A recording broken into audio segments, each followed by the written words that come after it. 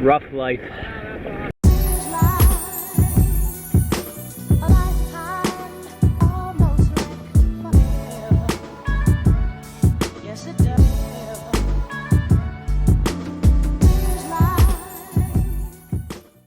All right, so we're being a little bit of tourists this morning, and our first stop is, actually we've had a couple first stops. We stopped at the original Olympic Stadium, we stopped at the Parliament building and watched the changing of the guard, and now we are about to enter the Acropolis.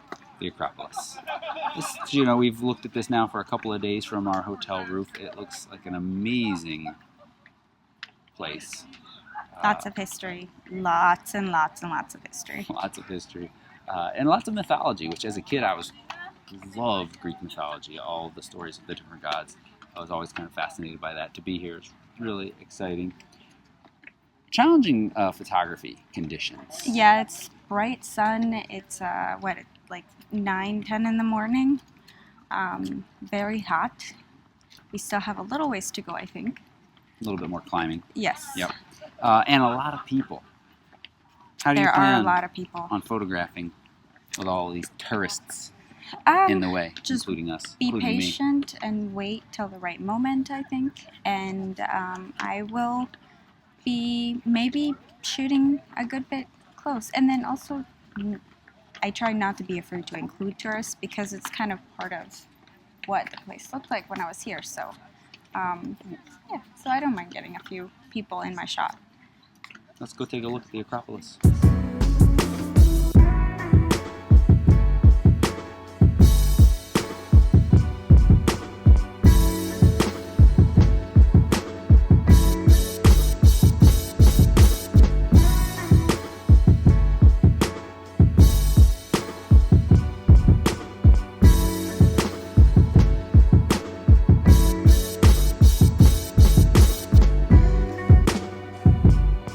So here we are on top of the Acropolis, amazing views off in the distance, and of course, this awesome history behind us. You know, it's almost noon, I think, and typically we talk about that not being the best time to shoot. You want to avoid those hours, but Allie just had a great tip since this is the time that we're here, and how to deal with that. Yep, so we are standing here right next to 2 temples. One is fully lit by the sun. As you look at it, it looks kind of flat because the sun is just illuminating pretty much all of it at the moment. But if you look at the other temple, the temple of Athena that's right behind us, the sun is actually off to the side, kind of behind it. If you shoot from the shadow side of the temple, you can actually pick up on a lot more detail, and it makes the picture pop a lot more than if you were just to shoot the side that's at full sun. When you approach a scene that's in full sun, even at noon, if you walk around enough, you will find a spot where the sun is either behind it or at a slight angle from it. And just when you start to see the little slivers of light, kind of like you see here, that are hugging the columns, that is going to give you a lot more depth and a lot more definition.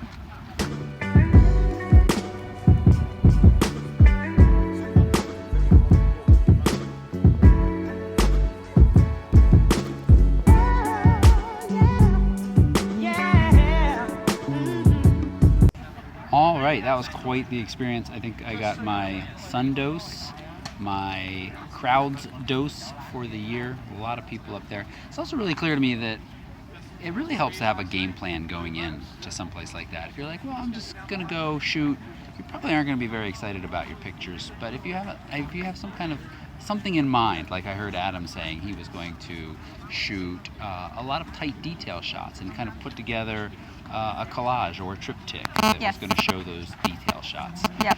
And passerbys. Photo bombers. So now that we're all done up there, we're going to head down to the Placa again. Yes. Get a little lunch. Food. Shoot Hydration. a little. Also, well, I think to add to that, one of the things that I have been thinking You know, one of the tips that we gave everybody yesterday was to not really be discouraged if every photo that they take isn't amazing, because you're really looking for a couple. But I was also thinking that a group of photos, even if they're not amazing, can still work really well as a body of work, like being, you know, your vacation photos, and you can make a book with it, and they'll be consistent. And we'll be talking more about that. Yeah. Yep. So. Right. But now we're gonna go get some food, and then later we are going to do the sunset photos. On the roof of the Acropolis, which will be not on the roof of the hotel. On the roof of the hotel, photographing the Acropolis and the sunset both. So we kind of have the afternoon to ourselves. Everybody can, you know, wander, get food, and remember we talked about it being important to kind of ease in. Some folks just landed yesterday and are fairly jet lagged, so to go all day on the first day doesn't set anybody up for good moods. Let's go eat. Yes, please. All right, we're on the happy train, making our way down from Acropolis, and I think this is going to be a good test if we don't get off right here of the little Nebula 4000, because I've been pretty happy with how well it's been stabilizing general walking and hand holding. Again, without us having any training, but can it stabilize the happy train?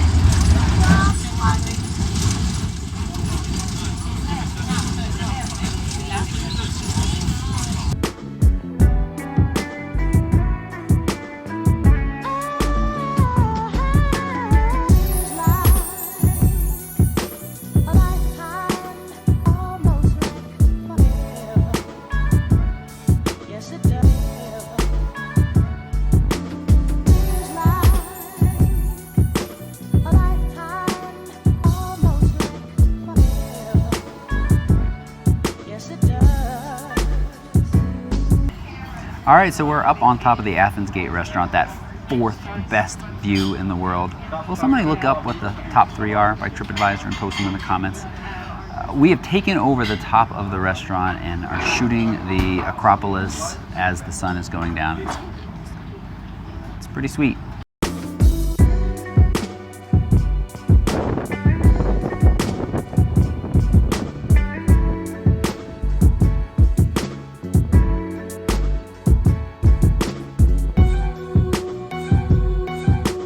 All right, so we've finished up, or we're just finishing up the sunset shoot. Clearly the sun is set. We have some fantastic light behind us on the Acropolis.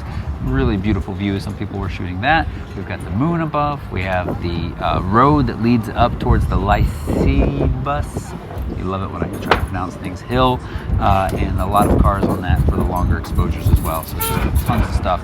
Now it's time to go stuff our faces with some more Greek food, which Christina says is her favorite.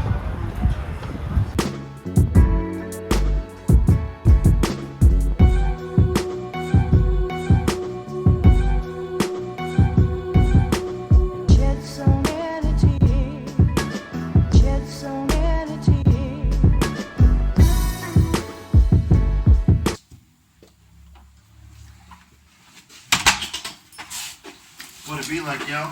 Hey.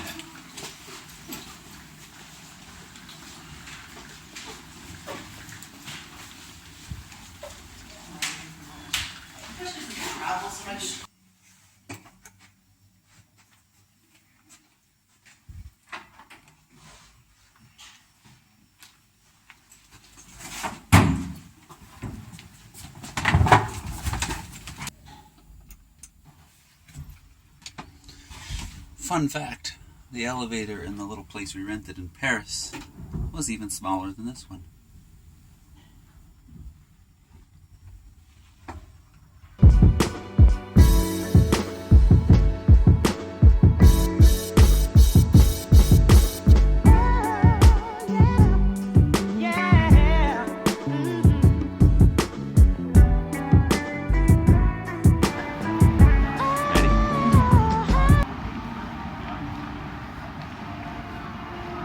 See you in Santorini.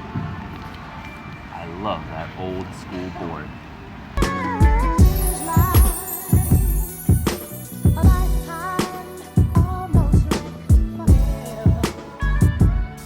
Yes, it does.